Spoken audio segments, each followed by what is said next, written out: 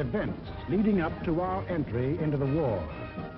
Well, what are the causes? Why are we Americans on the march? Is it because of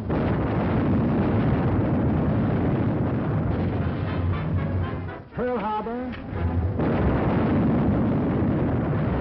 Is that why we are fighting? Or is it because of Britain?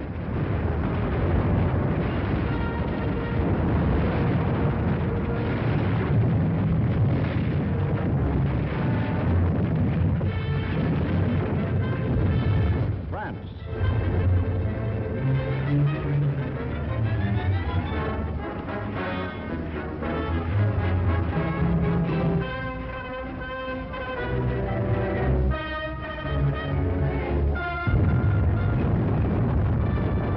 China?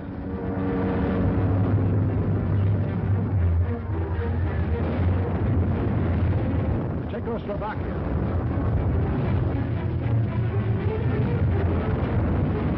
Norway?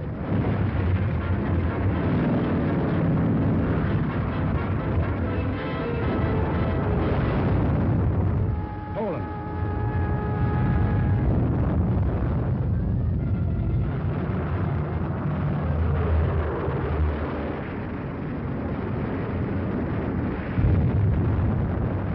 Holland? Greece?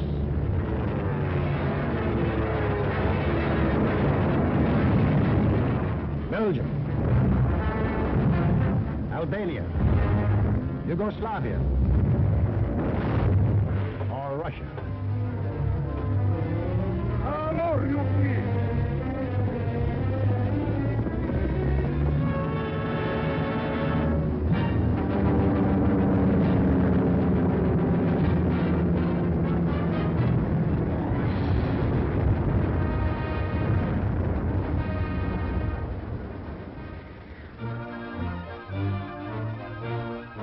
Just what was it made us change our way of living overnight? What turned our resources, our machines, our whole nation into one vast arsenal, producing more and more weapons of war instead of the old materials of peace?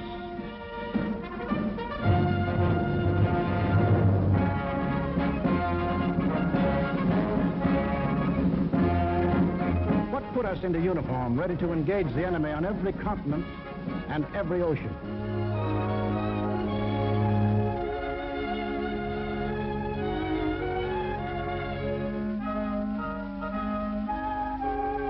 What are these two worlds of which Mr. Wallace spoke?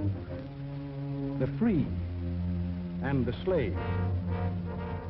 Let's take the free world first, our world. How did it become free? Only through a long and unceasing struggle inspired by men of vision.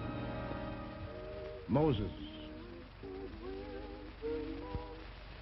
Muhammad, Confucius,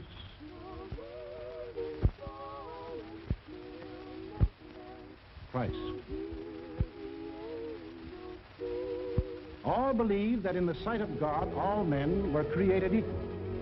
And from that there developed a spirit among men and nations, which is best expressed in our own Declaration of Freedom. We hold these truths to be self-evident, that all men are created equal. It is the cornerstone upon which our nation was built, and the ideal of all the great liberators. Washington, Jefferson, Garibaldi, Lafayette, Kosciuszko, Bolivar, Lincoln. Lighthouses, lighting up a dark and foggy world. That government of the people, by the people, for the people, shall not perish from the earth. Fighting, living, dying. For what? For freedom. That for which men have fought since time began. To be free.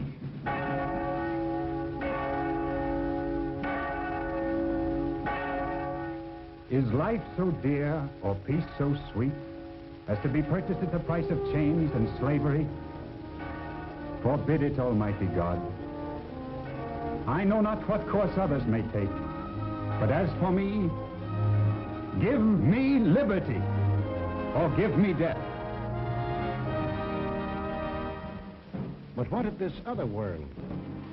Here, men insisted that progress lay in killing freedom. Here, they were putting out the lighthouses, one by one. Here, the march of history was reversing itself.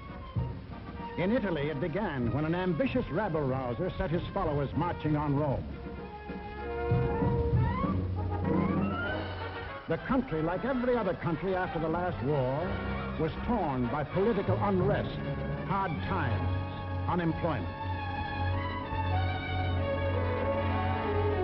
Two courses were available to the Italian people. They could solve their problems in a free, democratic way, or they could let someone else do the solving for them. They made the tragic mistake of choosing the second course. They put their trust and faith in this one man. They believed he represented them. Actually, he planned to betray them for the selfish interests of himself and the group back of him, just as he had earlier betrayed those who first supported him. In Germany, another and even more forceful demagogue set his followers marching from the Munich beer hall. He too had the sinister opportunity to take advantage of post-war chaos.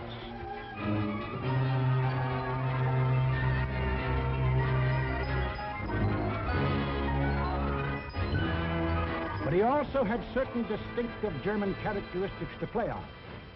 To start with, the Germans have an inborn national love of regimentation and harsh discipline. He could give them that.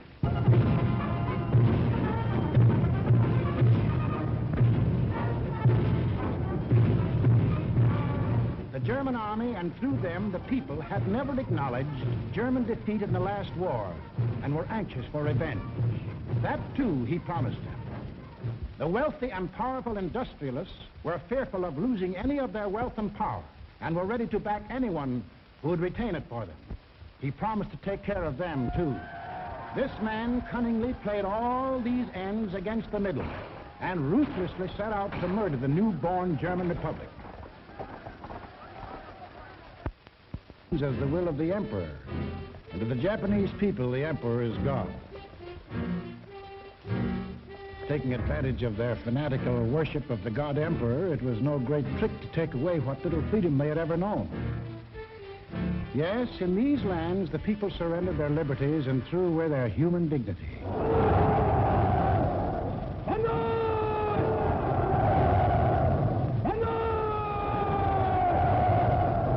They gave up their rights as individual human beings. They became a part of a mass, a human herd.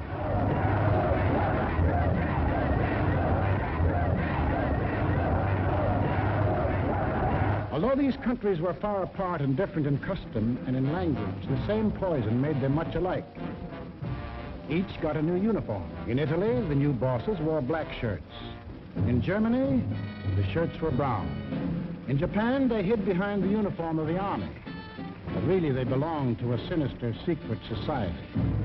Their symbol was a black dragon. The other fellows had to have a symbol too. Germany, a swastika. In Italy, the old Roman symbol of the Fasces. In Germany, they called the new order National Socialism, or Nazism. In Italy, they had a shorter word, fascism. In Japan, they had lots of names for it. The new era of enlightenment, the new order in Asia, the eco-prosperity sphere. But no matter how you slice it, it was just plain old-fashioned militaristic imperialism. The Japs would get the prosperity, and the others would get the coal. They say trouble always comes in threes. Take a good close look at this trio. Remember these faces. Remember them well. If you ever meet them, don't hesitate. Der eine wahrhaftige Weltanschauungspartei sein. Und zweitens, Sie wollten, Herr... Stop thinking and follow me, cried Hitler. I will make you masters of the world. And the people answered, Heil! Heil!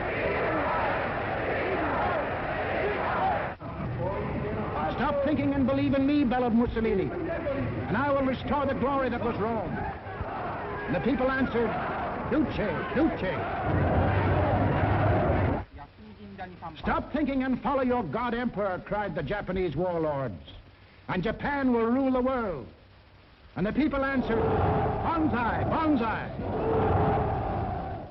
Each system was alike in that the constitutional law-making bodies gave up their power. The Reichstag in Berlin, the House of Deputies in Rome, the Diet in Tokyo. And these elected representatives became collections of stooges, rubber stamp organizations.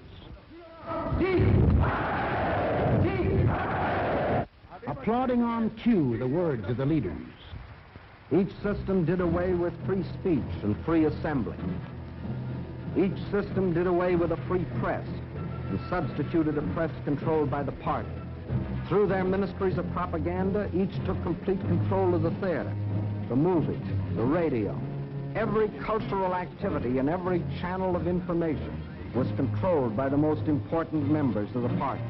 Each did away with free courts and trial by jury, and substituted courts and judges run by the party. Each abolished labor unions and the rights of bargaining for wages. Fertig machen zur Meldung! Achtung! Abteilung 6, 310 mit 13114 beim Kranbau. Danke. Heiler! Heiler! Lassen Sie weiterarbeiten. Weiterarbeiten! And under the pretext of patriotism established a system of forced labor. Each enforced its decrees by an army of secret police who held the power of life and death over every individual. And for the few who still believed in freedom and said so, there was a ready answer.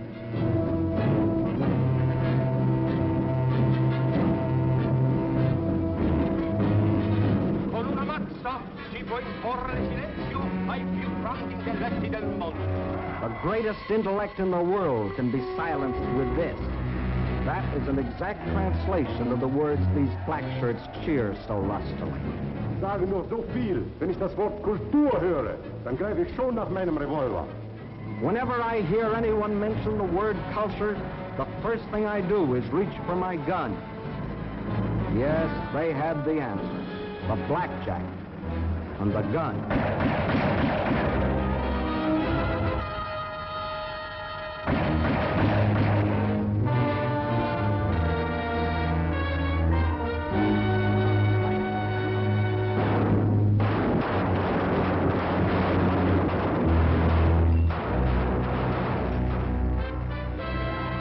In Italy, they did it different.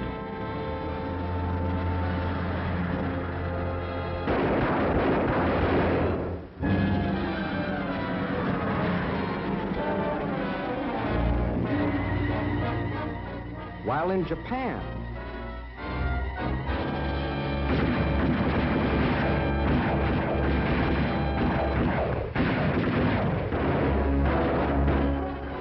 to their names can be added those of hundreds and thousands of others who stood in the way of the new order.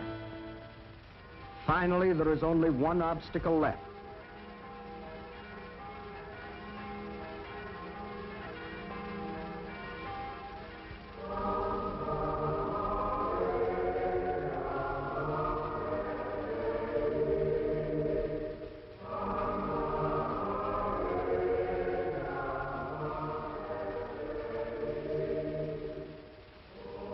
The word of God and the word of Führers cannot be reconciled. Then God must go.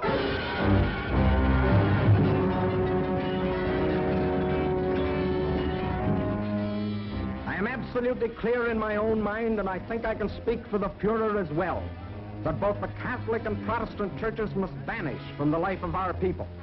Thus spoke Dr. Alfred Rosenberg.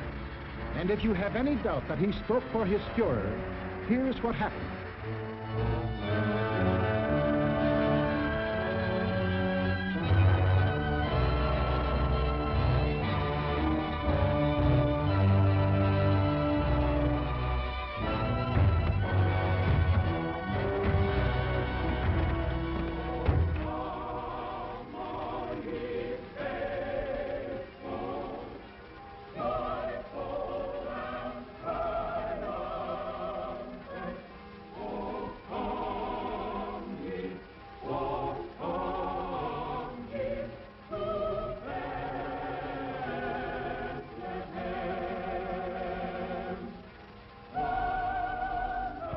thousands of other men of God, Protestant, Catholic, Jewish, were persecuted, arrested, confined in concentration camps.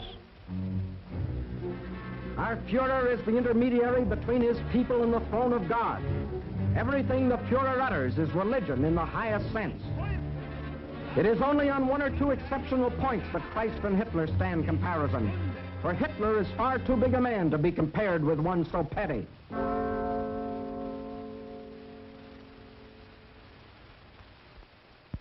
German classrooms. Adolf Hitler ist unser Retter, unser Held, der edelste Führer auf der ganzen Welt. Für Hitler leben wir und wir sterben gerne wir. Für den Führer bis zum Tod, denn er ist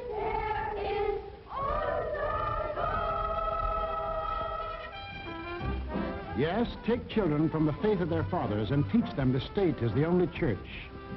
And the head of the state is the voice of God.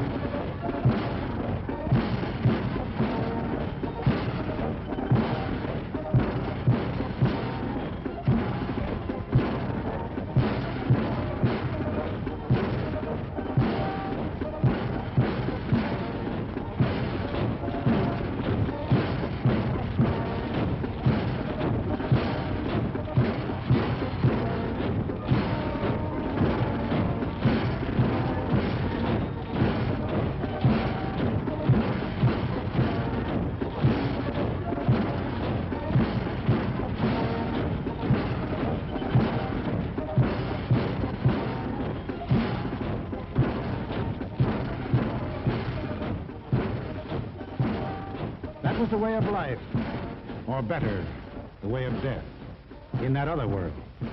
Now, what of our world, the democratic world? What did we want? What did we do about it? First of all, we wanted peace and security. And to prove our sincerity, in 1921, we initiated the Washington Disarmament Conference. This resulted in two vitally important treaties.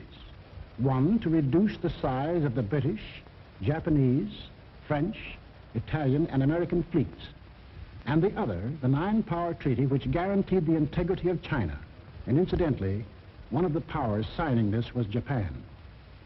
Later on, in 1929, we signed the Kellogg-Briand Pact, which was supposed to abolish war as a means of settling international disputes. This pact was signed by 47 nations, including Germany and Japan. President, I have the honor of handing you the London Naval Treaty. Faithful to our treaty obligations,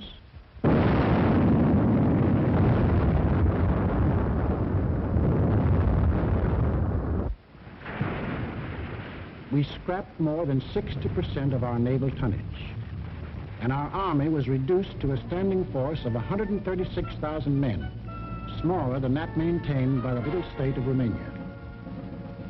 We let our hopes for peace become so strong that they grew into the determination not to fight unless directly attacked. We let ourselves be influenced by those who said that we could find security through isolation. The confusion in our way of thinking is apparent in the slice of public opinion as it appeared in Pathé News in 1939.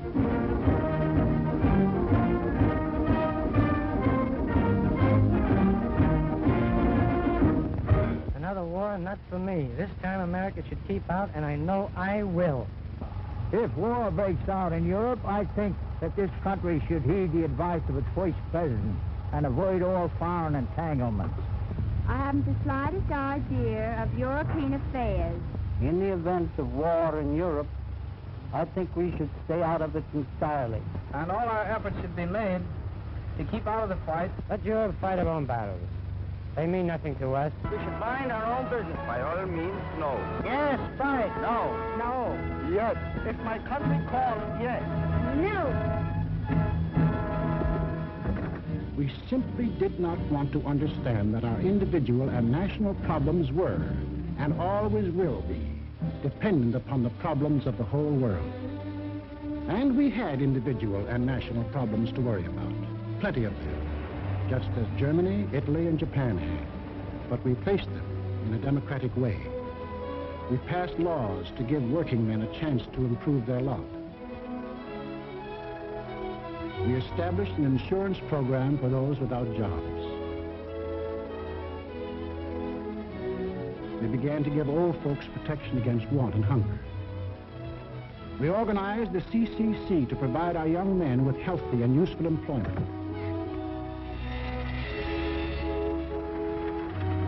A federal works program came into being and changed the face of our nation with new roads, bridges, schools.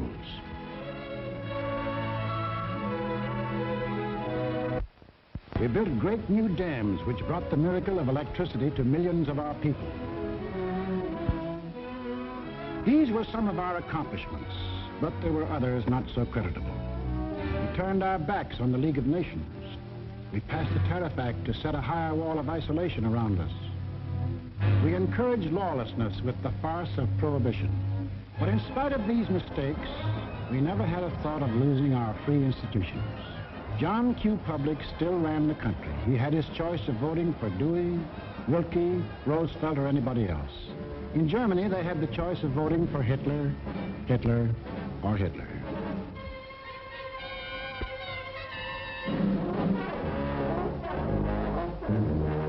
Over here, John Q. still read what he pleased. And although he heard of books being burned in other countries, he would have laughed if anyone had told him his books would ever be burned.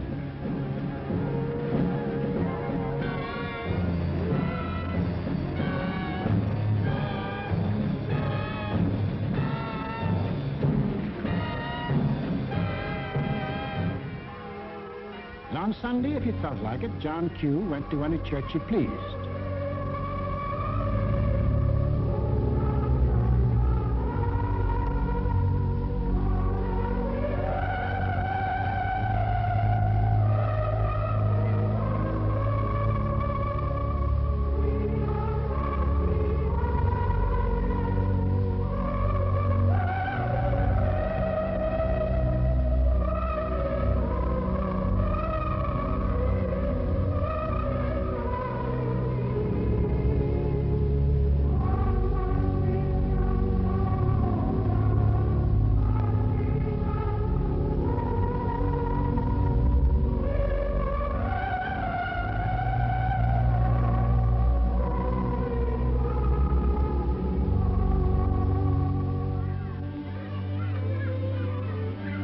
most of all, he got a kick out of seeing his kids grow up.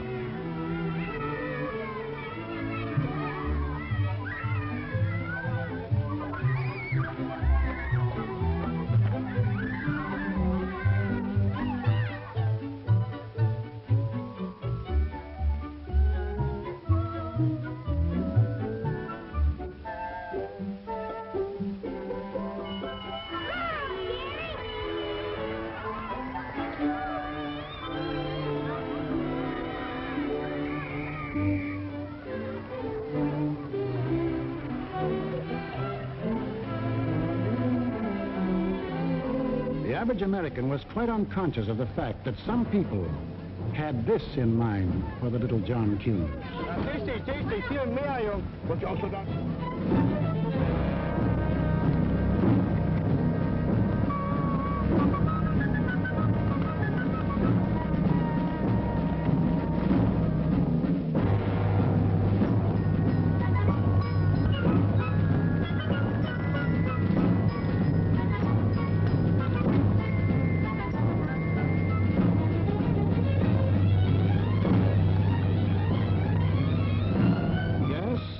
Children were being trained to kill, John Q's kids were giving their pennies to help them have life.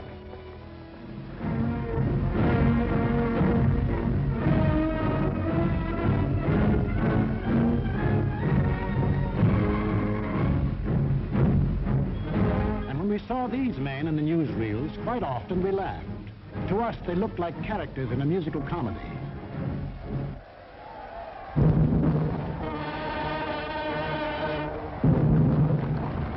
But they weren't comic. They weren't funny. They were deadly serious. They were out for world conquest. And what made it doubly serious was that there were 70 million Japanese, 45 million Italians, and 80 million Germans, all hopped up with the same idea. Deutsches Volk hilft dir selbst. Jeder soll helfen. Their leaders told them that they were supermen. Herrenvolk, the Nazis called it. The master race, destined to rule all other peoples on Earth. Take a good look at these humorless men. These were to be the rulers of the ruling race. Leben, auch ihr bürgerliches Dasein ist gesichert in diesem nationalsozialistischen Staat. Obey us blindly, and you will attain your rightful place in the world. All other people will be your slaves. That's what they promised them. That Americans, Chinese, Russian, South Americans, all free peoples would work for them and make them rich. And how they ate it up.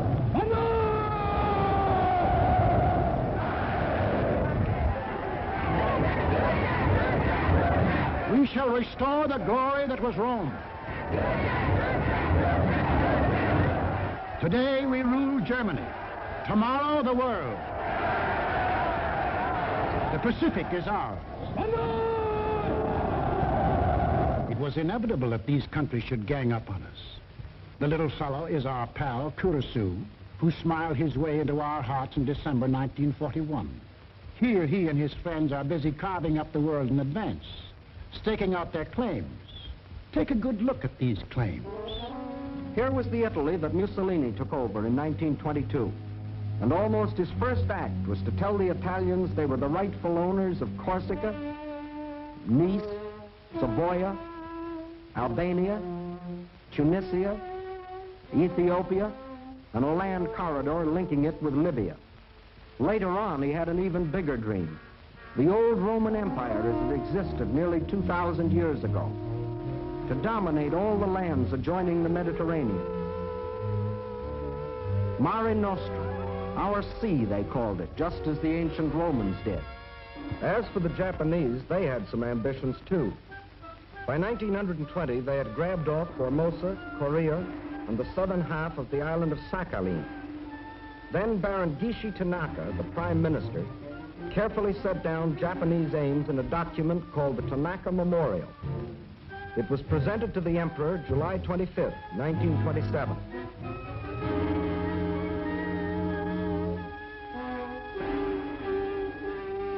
Here was their dream.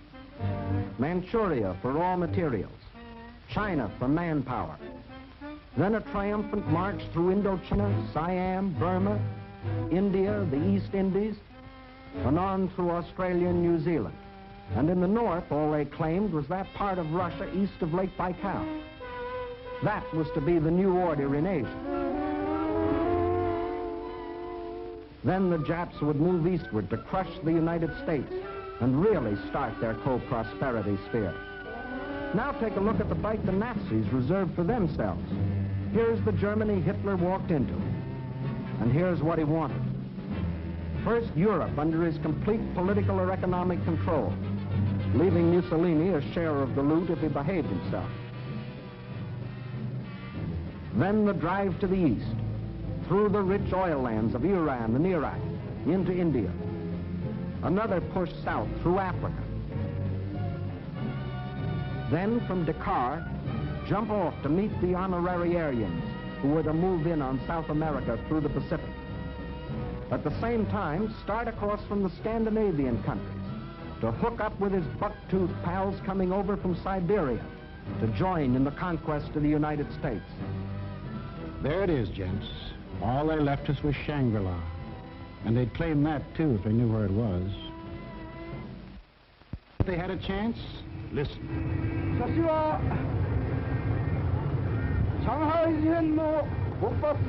When war comes between Japan and the United States, I shall not be content merely to occupy Guam, the Philippines, Hawaii, and San Francisco.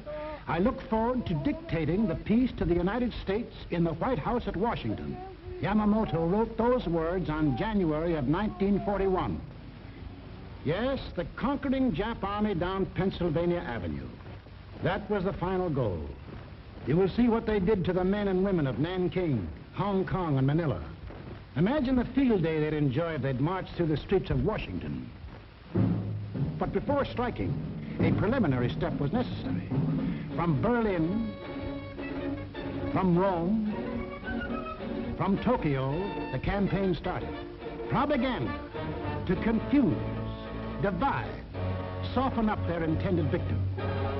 Put them on the defensive. Scream you're abused. Shout you're oppressed. The world's wrong, you're right. If you shriek it loud enough and often enough, they'll believe you. Above all, use their free press and their free speech to destroy them. Lebensraum, ja, Lebensraum, meine Volksgenossen. Lebensraum, they demanded. Living room. Our lands are overcrowded. But at the same time, they gave prizes to mothers who bore the most sons.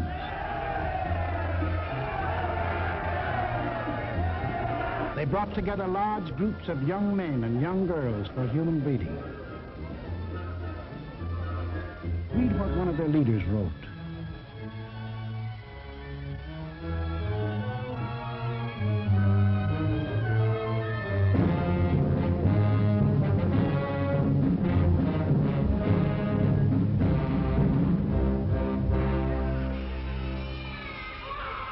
Of course, the children from this assembly line belong to the state to be scientifically trained for conquest.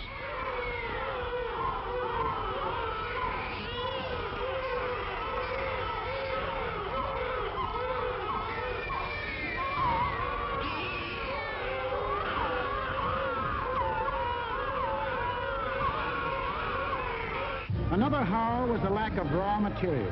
They claimed they were the have-nots and we were the haves.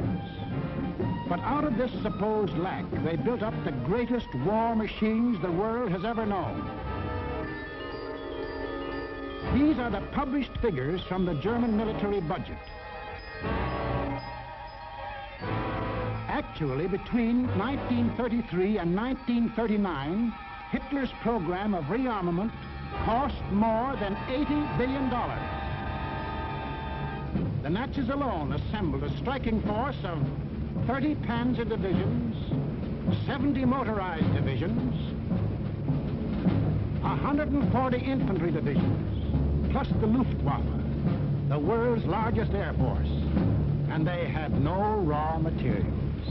Think of the bread, the automobiles, the good things of life that the German, Italian, Japanese leaders might have given their people if they had spent this money for peace instead of war. You know what billions we are now spending to match their military force? No. No, these arguments were all smoke screens. When war came, the democracies proved to be the have-nots, and our enemies the haves. And when war came, where did it come?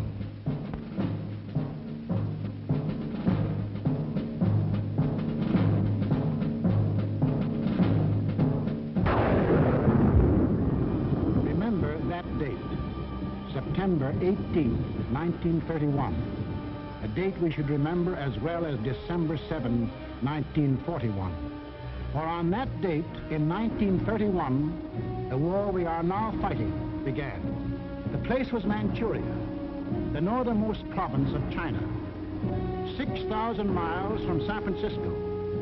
Manchuria, the first objective in the Tanaka Plan.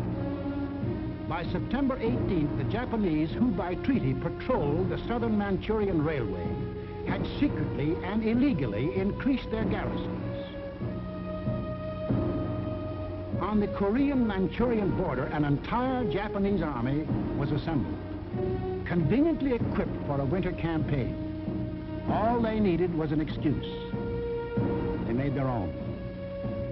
At 10:30 that night, just after the Mukden Express had passed by, a section of track was dynamited, causing damage to one rail and 2 fish plates. Japan's honor had been violated. Within half an hour, the Japanese railroad garrison launched a coordinated attack on the barracks of the sleeping Chinese army at Mukden. The slaughter was appalling. By midnight, the conveniently placed Japanese army poured across the Korean border, and the first open act of aggression, the invasion of Manchuria, was on. In 4 days, they had occupied the whole of southern Manchuria, and shortly after, the whole country. Manchuria became Manchukuo, a puppet state with an obedient stooge on the throne, Henry Puyi, a weakling whom the Japanese had prepared for the job with 7 years of women and song. In Washington, Henry L. Stimson, then Secretary of State, now Secretary of War, sent out a blistering denunciation of the attack. The League of Nations sent a committee of 5, headed by Lord Lytton and including our own General Frank McCoy, to Manchuria to investigate. In October of 1932, the committee issued its report. We found that the Japanese occupation of this large part of China was not justified on the ground of self-defense, and that the new state which had been set up was a Japanese protectorate rather than a genuine case of Manchurian self-determination. Shortly after, the League condemned Japan as an aggressor nation. À son Excellence, Monsieur Matsuoka, délégué du Japon. I call on His Excellency, Monsieur Matsuoka, delegate of Japan.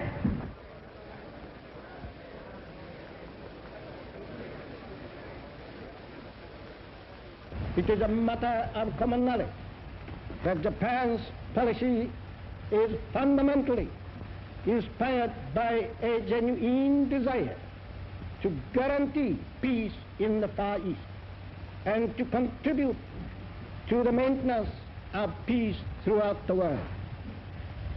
Japan, however, finds it impossible to accept the report adopted by the Assembly.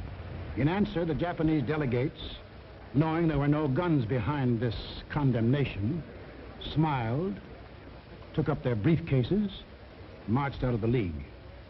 Northern Manchuria was dead. Collective security was dead. The green light had been given to the aggressors. We and the rest of the world knew that these aggressors should be stopped and punished, but we were unwilling to make the necessary sacrifices to back up that opinion. It was impossible to convince a farm boy in Iowa, or a driver of a London bus, or a waiter in a Paris cafe that he should go to war because of a mud hut in Manchuria. Yet the subsequent course of history makes it clear that that incident, so many miles away, is one of the main reasons that you and millions of others are in uniform today. Japs had Manchuria. Phase number 1 of the Tanaka Plan was completed. Phase number 2, the conquest of China. In 1932, without warning, the Japs attacked the Chinese city of Shanghai.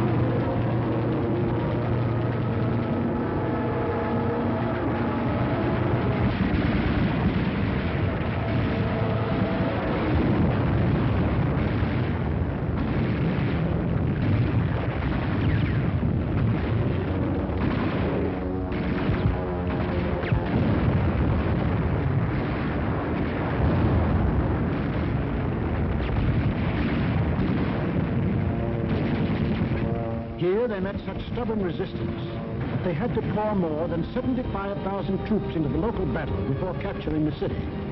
This resistance made them decide to shift their campaign to the north, and in 1933 they added the province of Yeho to Manchuria. Yes, the Japs launched the second phase of the Tanaka Plan, but they had yet to finish it. A united nation stands against them. Under the inspired leadership of General Chiang Kai-shek, the Chinese people fought and still fight on. Meantime, what of Japan's partners?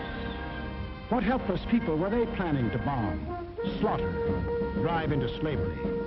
Hitler was not yet ready, but Mussolini was. Mussolini had to be. His people were growing restless. Fascism hadn't produced the heaven on earth that he had promised them. So he pulled the old trick of launching a foreign war to divert attention from troubles at home. So Mussolini beat his chest like Tarzan and looked around for a worthy foe. He found one, Ethiopia. A good country for the beginning of a glorious empire. Its army had no machine guns. Its army had no tanks. Its army did have an air force. Exactly one old airplane. One airplane against a nation which had developed a new theory of total air war. Of the blitz which would wipe out cities, destroy civilians, men, woman, and child. In October of 1935, following the Japanese example, an incident was provoked at the little settlement of Wall near the border of Ethiopia and Italian Somaliland. Italy's honor had been violated. Refusing any arbitration, Mussolini moved the whole might of his army through the Suez Canal to overrun the undefended country. Ethiopia's emperor, Haile Selassie, appeared before the League of Nations.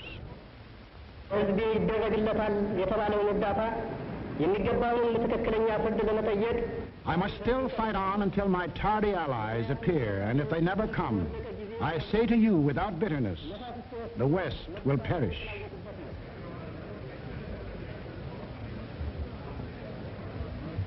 Members of the League half-heartedly stopped trading with Italy, but refused the only thing that will stop any aggressor: force. Ethiopia was left to herself. Native leaders came to pledge their allegiance.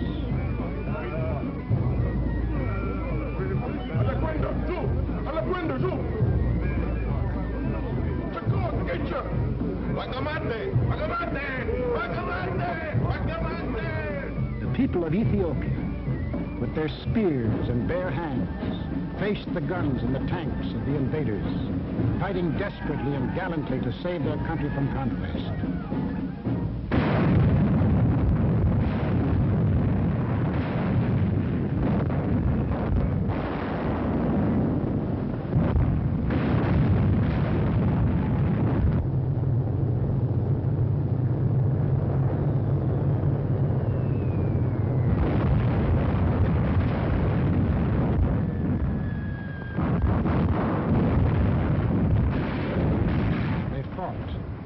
And they died.